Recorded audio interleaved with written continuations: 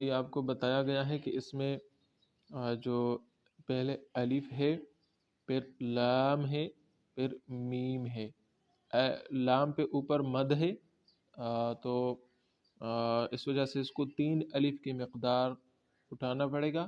الف لام، 3 الف کی مقدار ہم نے اس کو اٹھایا۔ پھر میم ہے آخر میں، اس کو بھی 3 الف کی مقدار اس کو لمبا کرنا پڑے گا، میم۔ لیکن عثمان بھائی یہ بات آپ یاد رکھیں کہ جب لام اور میم درمیان میں مل گئے تو اس میں آپ نے تھوڑا سا غنہ کرنا ہوگا۔ غنہ ناک میں جو کی آواز ہوتی ہے اس کو غنہ کہتے ہیں، ٹھیک ہے؟ ناک میں جو یہ آواز ہوتی ہے اس کو غنہ کہتے ہیں۔ لام اور میم، الف لام میم۔